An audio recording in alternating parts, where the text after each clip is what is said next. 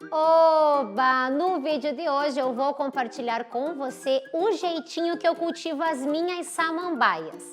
Tenho samambaia em ambiente interno, tem samambaia em ambiente externo no jardim e eu vou te falar tudo o que eu faço para que elas fiquem sempre verdinhas e bonitas. Eu sou a Cris Bernardes, eu sou florista e jardinista apaixonada pela natureza e nesse canal eu compartilho com você todo o meu conhecimento e minha experiência em como cultivar e decorar a casa utilizando as plantas.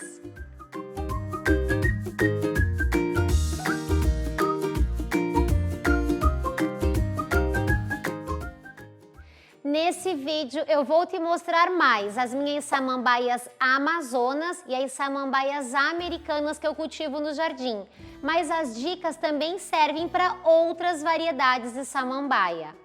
No seu habitat natural, a maioria das samambaias nasce embaixo da copa das árvores, protegida do sol forte. Elas até recebem um solzinho fraco que passa entre as folhas e recebem luminosidade abundante. Então podemos dizer que as samambaias são plantas de sombra e meia sombra.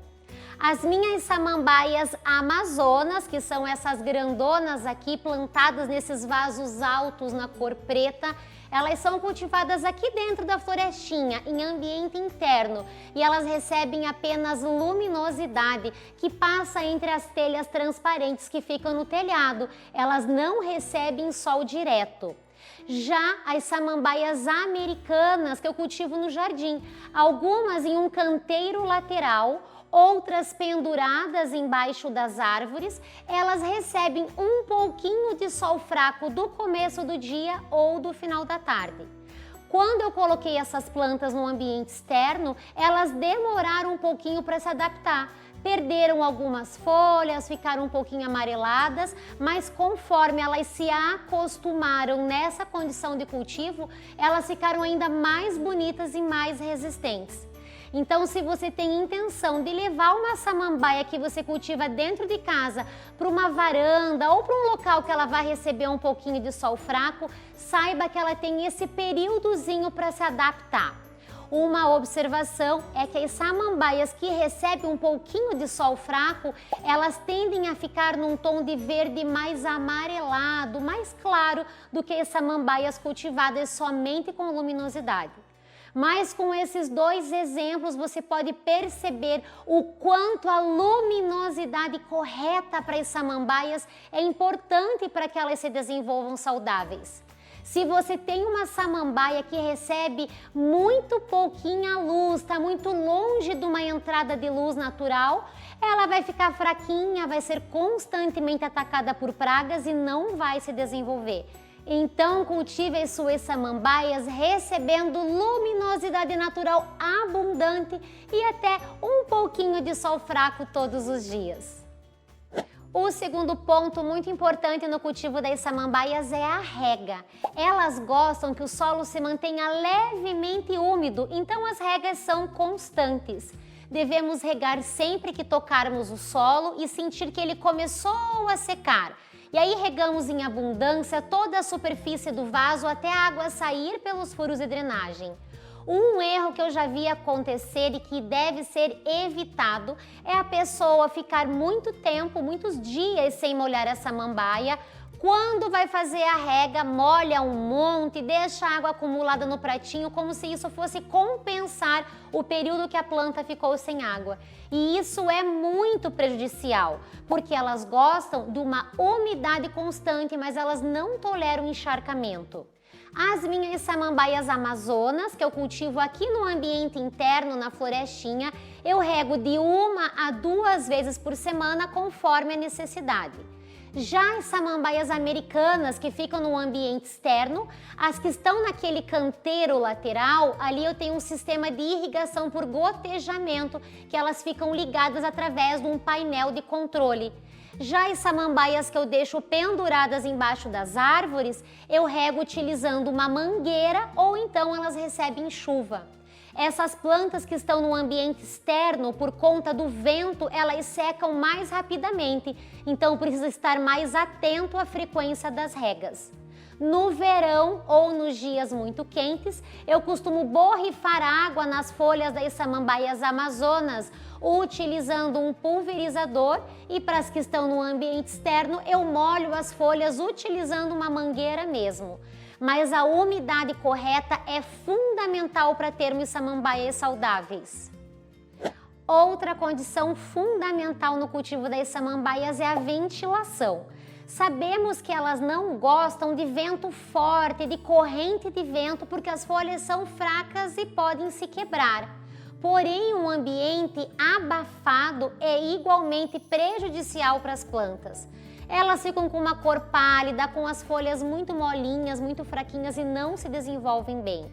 Aqui na florestinha, nós mantemos a porta bem aberta para ventilar e também temos exaustores no telhado que ajudam a retirar o ar mais quente nos períodos de verão.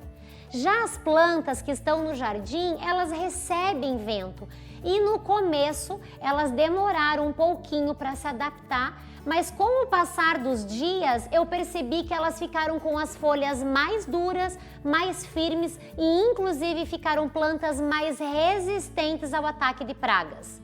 Então, cultivar as samambaias num ambiente com uma boa ventilação é fundamental para tê-las sempre bonitas e saudáveis. E antes de eu continuar te contando como eu cuido das minhas samambaias, eu quero te pedir, se você estiver gostando desse vídeo, não se esqueça, clique em curtir e compartilha com os amigos que, assim como nós, amam as plantas. E se você ainda não é inscrito no meu canal, não se esqueça, clique em se inscrever e ative o sininho para não perder nenhum vídeo que eu trago aqui com tanto carinho para você. A quarta dica que é muito importante no cultivo das samambaias é adubá-las uma vez por mês. Principalmente as plantas que são cultivadas em vasos, em ambientes internos, elas precisam dessa adubação frequente. Eu confesso em dizer para vocês que as minhas samambaias que eu cultivo no jardim, eu adubo com intervalos mais prolongados. Mas as samambaias aqui da florestinha, elas precisam dessa adubação mensal. Eu costumo utilizar os adubos minerais como o NPK 10-10-10 ou qualquer outro específico para folhagens ou que no rótulo vem escrito samambaias. Alguns são para a gente diluir na água e regar a planta com essa solução. Outros a gente espalha em cima do solo, dá uma mexidinha e rega logo em seguida. A dosagem é sempre a recomendada no rótulo do fabricante porque pode variar conforme o tamanho do vaso da planta. Mas adubar as plantas todos os meses com frequência é muito importante para termos plantas verdinhas e mais resistentes ao ataque de pragas. E a quinta dica para ter sucesso no cultivo das samambaias é preparar um substrato bem soltinho para que ele não fique compactado com o passar do tempo, que ele tenha uma boa drenagem, mas que também conserve um pouquinho da umidade entre as regas. Eu costumo misturar 2 partes de terra vegetal, meia parte de substrato para orquídeas epífitas, composto por casquinhas de árvore, carvão e musgo esfagno, e meia parte de chips de coco, que também vai ajudar a manter um pouquinho da umidade e não vai deixar que esse substrato seque muito rapidamente entre uma rega e outra. E aí é só misturar bem e o substrato está pronto para o plantio.